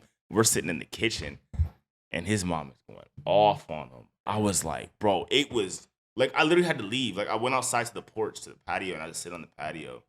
After that, it got good though, but it was just he was trying to sell his computer at the same time, bro. That shit, bro. It was that he was trying to live a regular day while on acid. I was like, bro, you're tweaking, bro. There's no way we're living a regular day on acid. Only bro. time I think I got close to acid was the one day we had got Molly, but our shit was Fuck laced. that, bro. Fuck that. That was an awful day. That was awful. That was awful. I think like I know that shit was like that's why I imagine what acid would be. That shit was that was close. It was no, very like close. even Sleem. Oh my bad, I didn't want to say nigga's name, but that nigga said he's like that shit wasn't Molly, cause like bro, I remember like I was like I think that was like the first time I took Molly or whatever the fuck it was. It was like a year old, but then when I took it, like instantly I was like niggas, I could see their energy, like literally, and like niggas who had like bad energy, these niggas were turning to demons. It was like purple smoke coming from them, bro. And I was like, lie. Look, this nigga disappeared. We lost him for like 2 hours. This is gonna set the tone for him to understand, bro. So like, I don't know if anyone's watched ever done Molly, but like, I don't know, like when I've done Molly, you know, you do a little parachute, put it in like a paper towel, drop it down. It's like brown or whatever, right? Yeah. We got capsules. We got like fucking. We got 3 capsules. We split it between 4 people. So I don't know who split it. Who split their capsules? We didn't. No, somebody. We had 4 capsules because 5, we gave. but it was one more person than however many capsules because somebody split theirs. Yeah, it was. There was somebody that split theirs. Yeah, but what did you split yours with Neil or was it me? No, I had a whole one. I don't know who split theirs with who, but like, bro, it was. I'm talking about like. No, you're right. No, because Neil definitely had a whole one because he kept saying he couldn't feel it. Yeah, somebody. I think I split my split, capsule. You and me had no. That's what happened. The first day we all had one each, and then the second day you had split it with Sleem, but Sleem. No, you're right. we swallowed them. No. We swallowed them all that night. You're right. No. This is what happened. I'm sorry. I'm tweaking right now because now I definitely remember. You and me had ours, and then Neil had half of his, and then the next day he tried to sell Sleem half of it, but Sleem took it and he was mad. Yeah, I remember that. Yeah. But shit. I'm telling you, like I'm talking about when I say capsule, it's not like this wasn't a dosage. Like the amount of we got could have been enough for all 4 of us, 1 capsule. We all at the show. We went to a Pink Dolphin show. Who I don't know who was performing. Somebody was performing at Pink Dolphin. They was low key. Yeah, they was low key performing at Pink Dolphin, and we all popped a capsule each, filled to the brim, like completely filled, bro. I literally, once I started taking, I started feeling sick. I left. I walked outside into the back of Pink Dolphin, went through the alley. I feel like I had to throw up. I think I did throw up. I'm pretty sure I did throw up. And I just went and sat on the car in the rain, just listening to the cars drive by and the raindrops hitting the ground. We got to realize we're in the show and we're like looking for Glizzy for like an hour. I left in the first 15 minutes of the show. I didn't see anything. It was bad energy that night. Like it was just like clout demons. Like literally, like it looked like. If anybody knows what the fuck Berserk is, it literally looked like the eclipse. Like it was like the fucking eclipse. Like everybody just looked like fucking demons. Like you could just tell like it was just bad people in there that night. I'm not gonna lie. Like it was just like bad vibes, like clout demon, clout thoughts, like.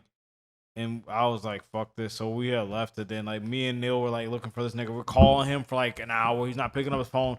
And we're like, fuck it, we gotta go. We have to like leave now. Like we have to leave. Like we both were fucking tripping balls. And then we're walking down the street, and then me and Neil just start laughing because all we see is this he's literally Neil has like a fucking like SUV, like he's just sitting on the hood like this, and he has his hood down, and it's fucking pouring rain, and this nigga is drenched in fucking water, like he's literally he's like.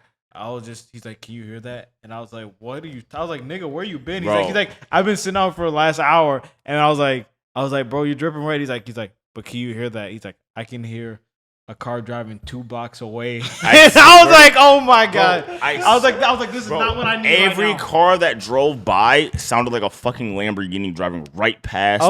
It was like a car. I wouldn't even see it. I would hear a car, and I would look like the cars but drive past me, and I would see headlights 2 blocks down. But I would hear that car like it was driving right past me, and I was just listening to the raindrops just hit the ground for like an hour. Bro, I was like, yeah, this isn't Molly, bro. Then we were freaking when we went back to the crib and we just listened to fucking Kid Cudi for like 2 hours. Yeah, that was a wild trip. I don't think that turned me off from Molly. I don't think I'll ever do Molly again because of that one experience. Damn, yeah. Built to the brand. That should turn me on to Molly. I was like, I like this. This dangerous. That was bad. But that's like, yeah, like. It reminded me of acid. That whatever that was reminded me of. That's what Sleem said. He's like that shit's laced with acid. Like even Sleem said that. He's like I can pop. He's like what do you say? I can pop like 5 mollies and I'll be good. He's like nigga, this half. He's like, this ain't no molly, my boy. I was like, oh shit. I was like, I knew it because I remember when we were driving home, like the lights were like it looked like it was like, what is it like? When people take the fucking pictures, like what is it called? Like we put the shutter speed down or something. Yeah, like, it was like all the lights were like the light rays, like the tracers. Yeah, you'll turn your head like this way, and the lights would literally be like. Bro. I was seeing traces, bro. I'm moving my hand. I'm like, bro, there's no reason my hand is back here and it's over here. Like it was like the Master P album, that one where he has the fucking. Yeah, bro. That shit was OD. Or like Animorphs, like it looked like fucking like that. Like it was like just like weird. Like every time you like move your hand, it would be like you move it like this, and it would literally like. Like it was fucking weird. It was a weird time. Never again. Shit. I mean, out of what are your thoughts on like weed? Real quick. I don't see no problem with weed. I quit smoking weed. I quit smoking weed like 2 years ago, 3 years ago. But I don't see no problem with it. I don't see like any really negative connotations towards weed that like would be like, oh, you shouldn't smoke weed. Like even though I don't smoke weed, I would never tell nobody you shouldn't be smoking weed because at the end of the day, when I did smoke weed, my most creative times were when I smoked weed. That's one of the reasons why I wish I still did smoke weed. Yeah, I'd be so creative. Like I would start editing a video and just be doing whatever, and then I smoke a joint or something like that, and I'm going. I'll be doing shit like, how the fuck did I even think of that? But yeah, I don't think there's nothing wrong with weed. Weed is perfectly fine. So, yeah, I mean, being on drugs versus not, it's a very big difference. But in a lot of creatives, I would say drugs have helped, but they've also like ruined as well. Like especially like artists these days. Like I'm not even just talking about weed. I'm just talking about like all the other ones. Like in general, perks, lean, all that shit. Yeah. Like, I mean, just me experiencing, like when they're on it, they do not care about anything like emotion about you as a person. Like facts. It gets like that. Be tweaking. Yeah. Rappers be turning into whole assholes off of fucking drugs. Like, I never like took really that much crazy shit. Like I still never took a perk. Don't ever do a perk. Ever. I never like that kind of shit, but like you could see like niggas would be just talking fast and just being, you know what I'm saying? Got that shit over there. You know what I'm saying? Like what? I don't know. I like you. I like you when you're like sober. Those type of drugs have real physical dependencies that come with those drugs. Like it's one thing to have like be addicted to something, but have physical dependencies, so where you're not doing it and now you're throwing up and you're sick, you're having cold sweats, you're going through withdrawals. Like that's not nothing to play with. I don't think nobody.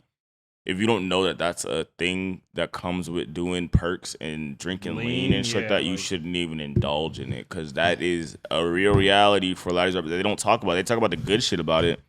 They don't talk about when they can't get lean and they're sitting somewhere sick on the toilet all day and like. Do you get like poops or do you get more throw ups? Everything. From lean? Everything. I know lean is really an opiate. Bad. It's an opiate. Like you on heroin? Yeah. I mean, if you're doing it a lot, yeah. Maybe not like on a small scale. Maybe you sit like one time ever, yeah, you're probably not gonna do that. But like, if you're like a type of dude that's drinking like fucking 4 ounces of lean a day, which is a lot of these rappers glorify and they talk about that type of shit. Yeah, you're gonna once you can't get lean for more than a day, you can die from that shit. You're gonna die from lean withdrawals. That's crazy. Not having it. I just never understood lean. Like I just don't understand like. I don't think none of that shit's cool. Like when I hear rappers rap about doing lean and shit, I never think that shit's cool. I'm like, y'all just saying it, and y'all know what happens like behind the scenes, but y'all not telling these kids that y'all rapping to, what is happening behind the scenes? Y'all not Like, saying what none is of the that. feeling like of being off lean? Like, you just like, I just would imagine say- you being like sleepy, like it's drowsy. kind of like it's kind of like a euphoric type of feeling. It's just like you're not really like not giving a fuck, but it's more so like you just.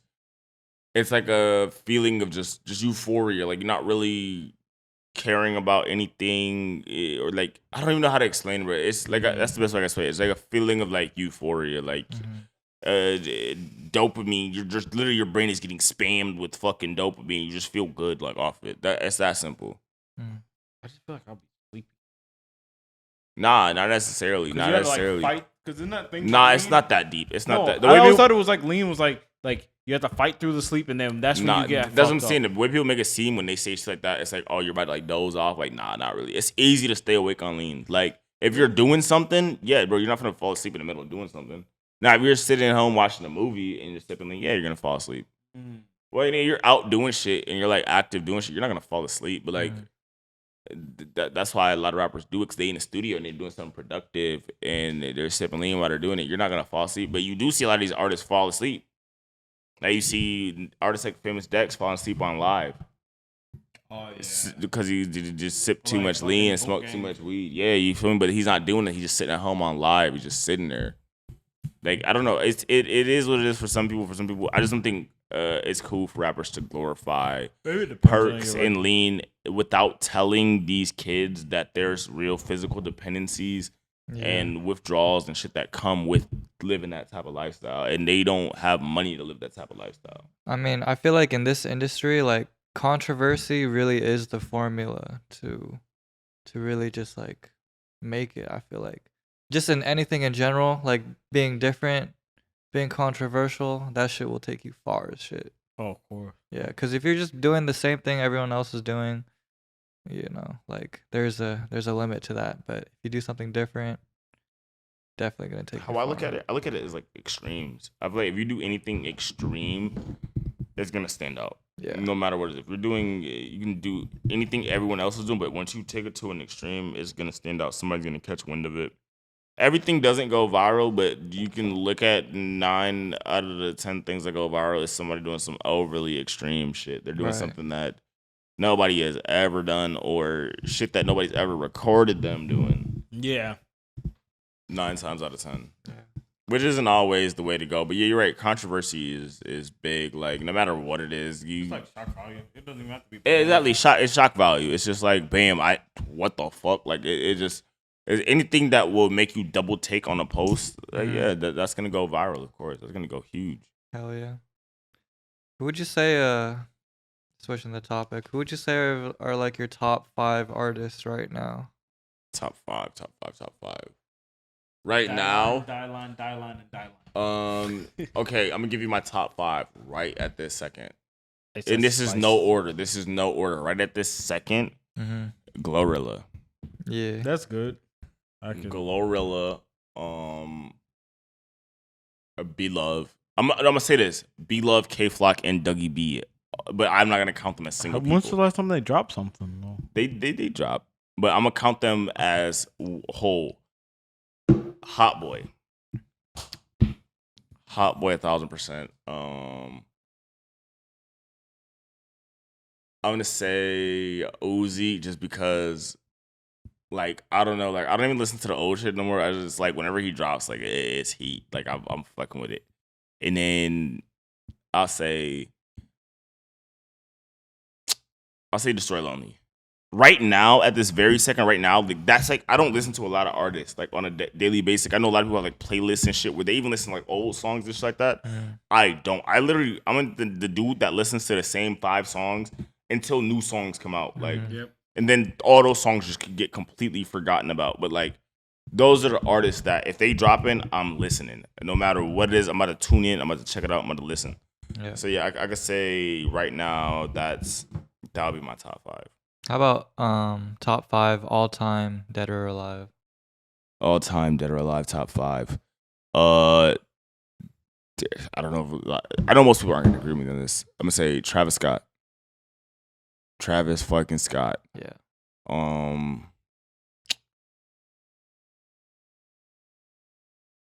Cardi. Yeah. Cardi B. No, that Cardi B. Playboy Cardi. I want to say Uzi, but I would say Uzi, but not really though. Like I don't think I'll put him in my top 5, like my favorite artist Top 5 of all time. of all time. My personal. This is like my personal like artist. This all you can listen to.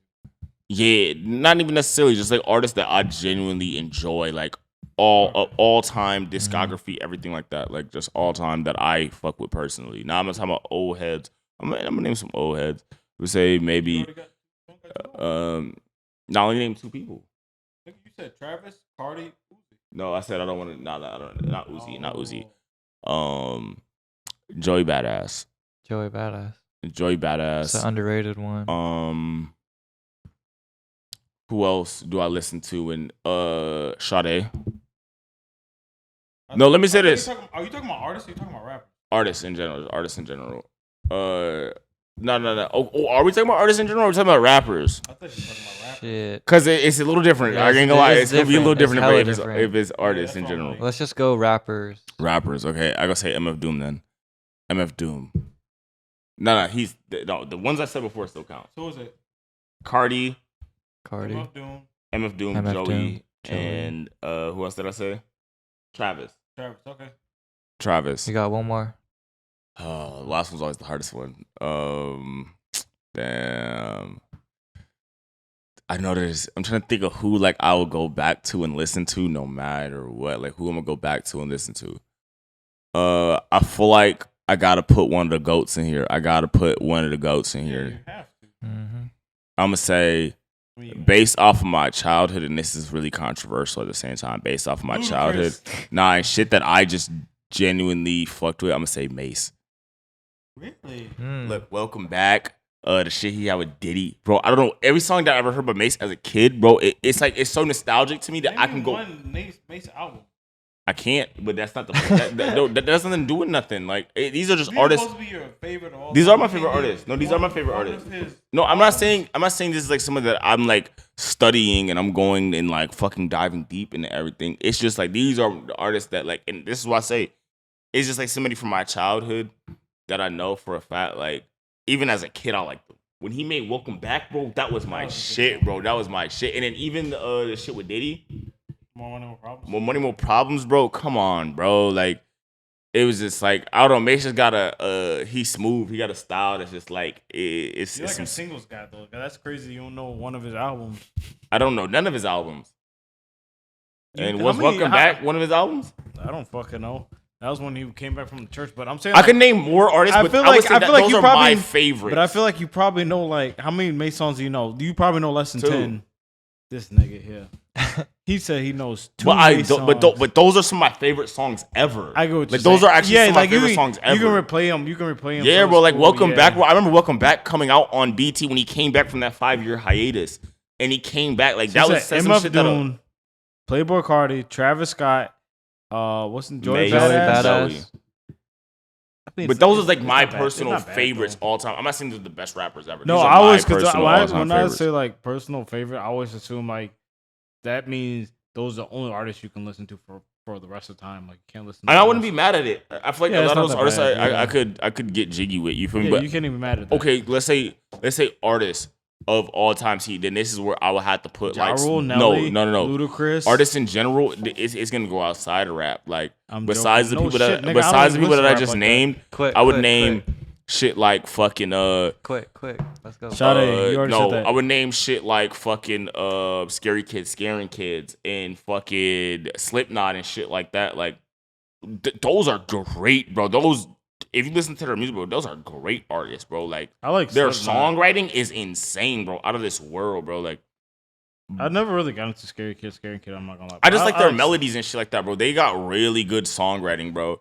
The nigga said the nigga made a song talking about we're composing our funeral song note by note. Nigga, what the fuck? No, I never heard no rapper or singer ever say that shit. I was like, yo, that's crazy. Like they're cool, but I don't like whatever style they are. Like I just don't really care for that. It's like it's new metal. It's not new metal. It's Christian rock. It's Christian metal. But it's still under new metal. This is what you told me. It's under new metal.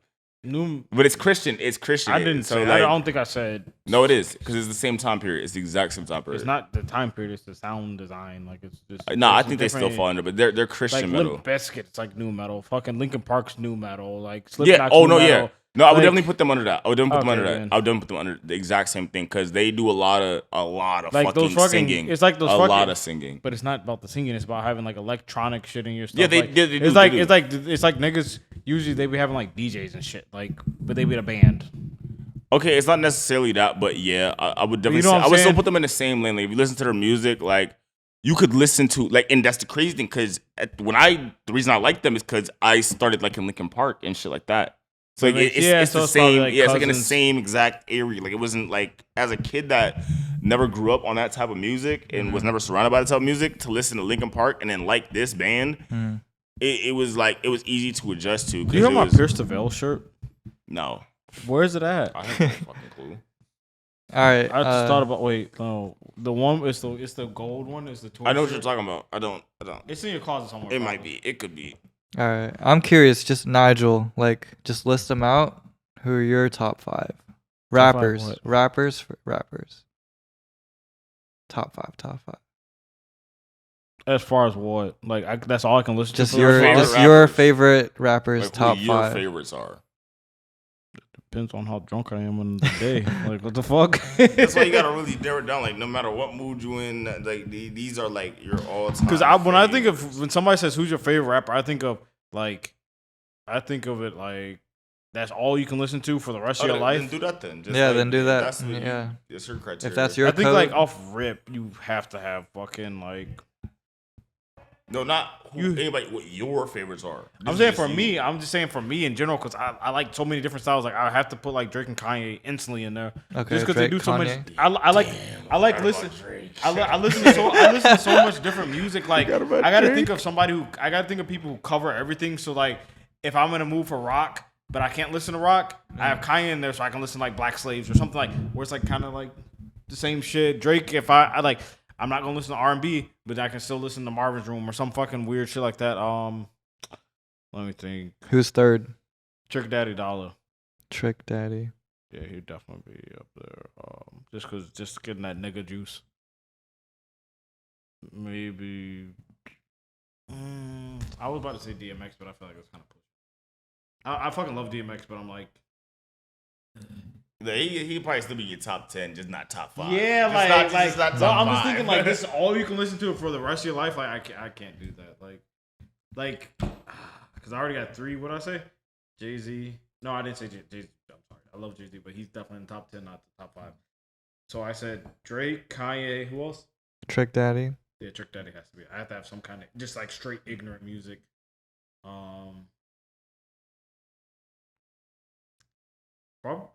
Honestly, I'll probably say Bone Thugs and Harmony. That's a good one. And my last one, it will have to be somebody like more newer. But then I have like just like the new ignorant juice. Who would I have out? I feel like Travis Scott would be a good one. Chief Keef. Hell yeah. That's Yeah. a W list. Chief All Keef. right, now That's a fuck W Hell list. yeah. That's a That's a W. W That's a, like I'm literally covering all bases. Like Drake, Kanye, Trick Daddy, Bone Thugs. Bone Thugs, and Chief fucking Keef. and Chief Keef. Chief Keef's definitely my top 10. He's 1,000% in my top 10. Like, I just don't know about Those are damn near like the most 5 influential artists in the last 30 years. facts. That no, easily. That's what I'm saying. Like, cause like I'm thinking, like I think of it bigger. Like I'm like, I know I want to listen to Migos, but I can't listen. But I don't want to put Migos actually in my like top 5 list. So I'm just gonna put Bone Thugs for I get like the flow. Unpopular opinion, and like I said, this is my opinion. I don't think the Migos should be in nobody's top 5. I know no shit. I ain't gonna lie to you. That I don't think that if the Migos is in your top 5, you got some crazy other 4. Migos are You got a fine. crazy other 4. If the Migos are your top Migos- 5, I think Migos can be in your top 5 if it's like it includes the Migos career and then them separate and every song they feature on separately. Like if because Quavo has some fucking crazy songs with Travis Scott, that'll be kind of like a little gateway around it, like around like actually having him just like in your top 5. yeah. But like I mean, I think Bone Thugs is very good. They have like fucking like 3 good albums, or like the first album's fucking ridiculous. That's really all that matters. Like, I think I listened to fucking first of the month like probably literally 10 times in a row without getting annoyed. It's the first of the month.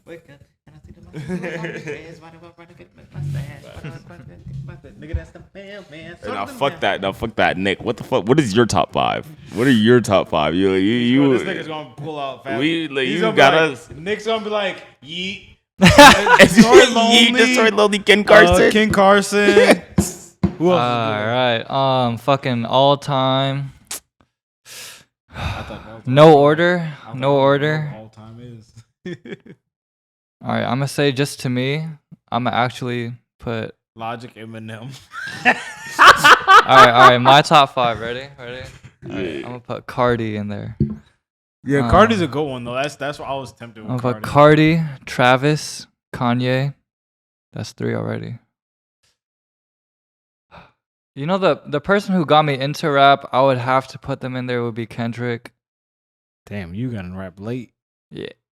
I mean, shit. That's crazy. And I'm gonna put Yeet in there because Yeet. What? Oh, no, okay. No, this is your not all time. This is your top 5. This is just like like influential to me.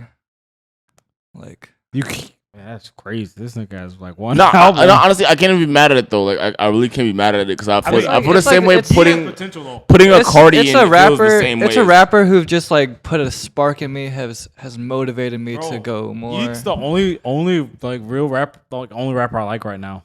I'm not gonna lie. I said that already. Like I'm sorry, he's so fucking good. Like, why is he that good? Like, it literally pissed me off. Like, his beat selection is so fucking good. It makes me like. And the thing is, like, and his production is crazy. No, it's not. It's the beats are good, but how he makes his voice. That's literally like what's the talk?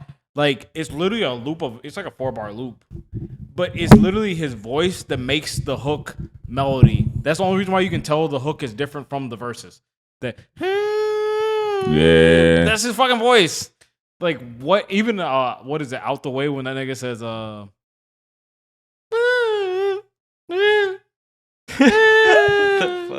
you know what I'm That's talking like about, some right? Kanye Young Thug shit right there. But you know what I'm talking about? Out the way in the hook. That's not a Yeah. fucking synth. That's his voice doing that. Like, that. I'm sorry. Yeah, that's why I think of too. I'm like, it's like some fucking Kanye Bon Iver or some shit. Like, he's so fucking good. I'm sorry. He that boy good. But I'll say if I were to just name one I wish his just videos were of better, all time of everything combined, it would be Cardi for sure.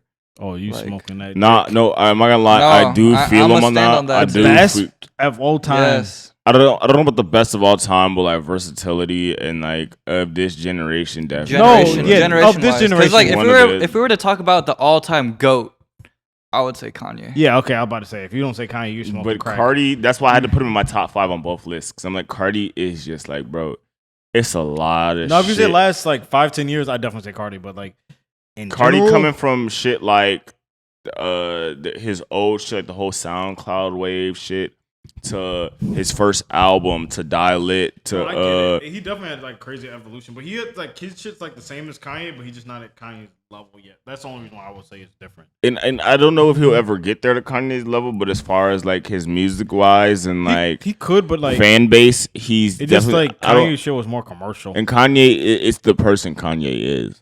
I don't think it's so much. I don't think Cardi is that type of person that Kanye is. They're not the same people. Musically, yes. I think yes, musically, like, and not even close to the same type of music, obviously, but like, Just growth. yeah, and not even just growth, just like influence and just like making good music in general. No matter who it relates to, he makes good music that, like, bro, people hate Cardi because of his fans. Of course.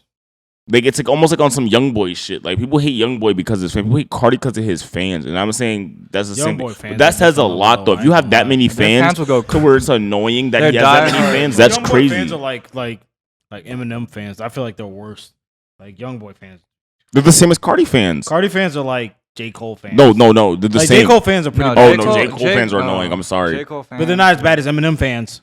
They're not. I don't think anyone's as bad as Eminem stands. But that's what I'm saying. Do you Like, Their stands are not Do That's you what all I'm saying, remember the? like you got like if you like break it down like that, that's what I'm saying. Like you have like fucking like Playboy Cardi's fans are like J. Cole, and Young Boy fans are like Eminem fans. You be like, bro, like don't really rock with this. Like, what the fuck? How don't you rock? How don't you like legit this? get mad, Are you like- crazy? This is the best shit to ever come out. Start spitting lyrics and shit like, Bro, I just don't like, care. I'm like, sorry to like, tell you, like- I just don't give a fuck. tell an Eminem fan you don't like God.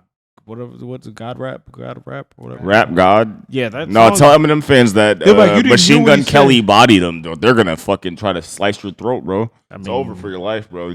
I like Eminem, but I'm not. I mean, like, I No, don't. I'm tell like, he's not tell like- Eminem fans that Eminem is not the best rapper of all time. course, That's all yeah. you gotta say. Did you not hear his lyrics? He said, no, like literally somebody said that. It was this dude I know, like he was a blog writer, and I was like, bro, I'm like, what you just said, I don't give a fuck about. That shit sounds like trash. He's like, but you understand, like he said he was mumbling because it was off of this poem that was like, I was like, bro, it doesn't sound good. Like music is supposed to sound good. That's the thing. Music is at the end of the day, it's supposed It's to a sound good. feeling. It's not just you. Obviously, being a great rapper is a cheat. No, code, skill wise, he probably is like fucking like top 2. Like skill wise, he's definitely the best. But like nigga, like I'm sorry, like it sounds like such an asshole. But like every black person said niggas ain't listen to Eminem like that. You want to know something that I would say is very controversial? This is a very controversial statement. I feel like one of the best rappers of the generation, maybe your generation, Nick, like that generation. Ludacris, No, Nelly. no, this is gonna be very controversial, Chingy. but I have I'm here reasons for to it. back this up. I'm here. I just want to give y'all a disclaimer before I say it. Pooh Shiesty. Nigga, that is like that's like Bro, What do you mean? You Pooh said Shiesty. my Pooh generation. Shiesty? No. nigga, that's like 2 years ago. No, I'm saying like age wise, like how old he is.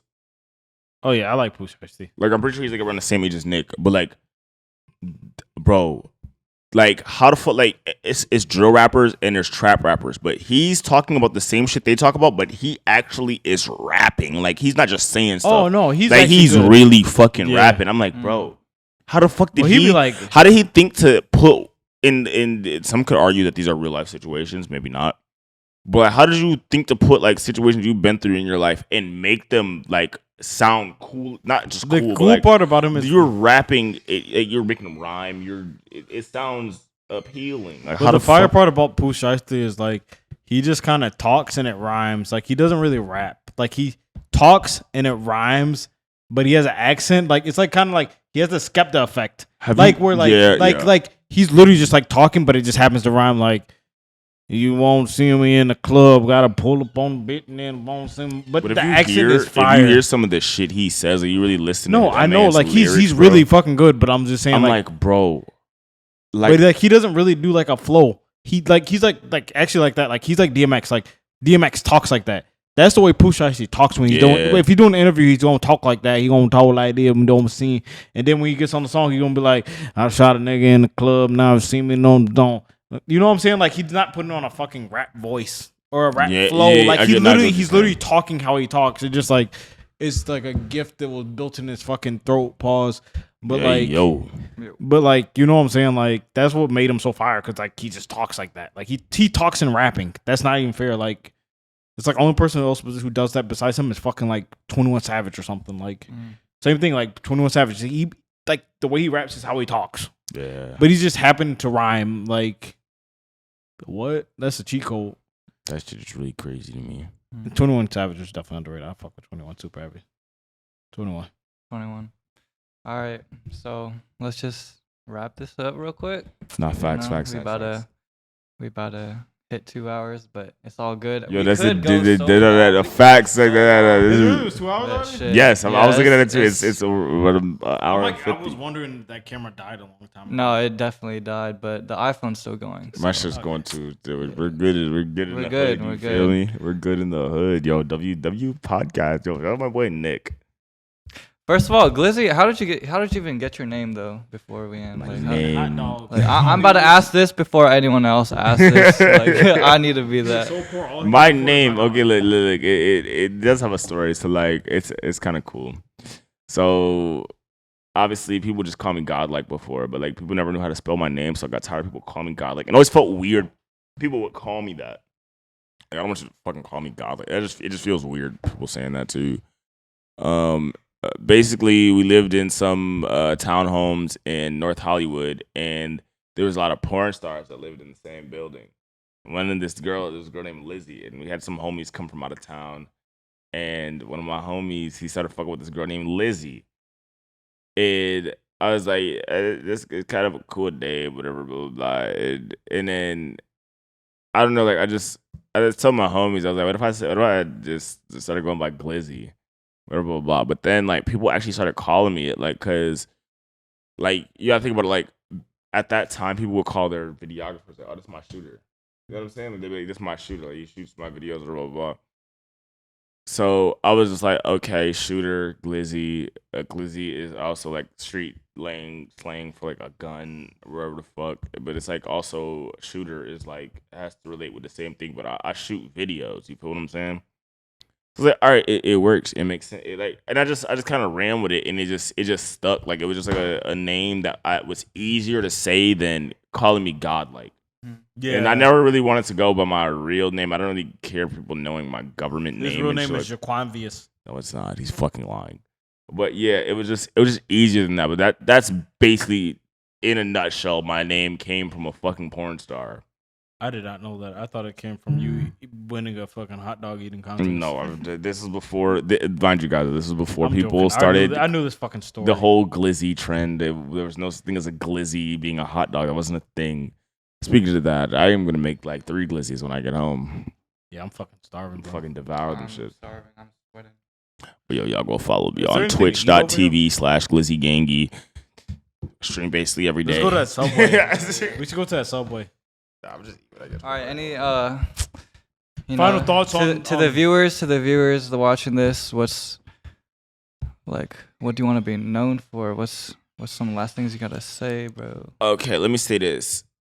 What I would say is, if you fucking want to do anything in life, I'm talking to the kids. I'm talking to even the grown folks that feel like they just, you've been working a job your whole fucking life. You want to fucking do something, don't ever stop doing that shit.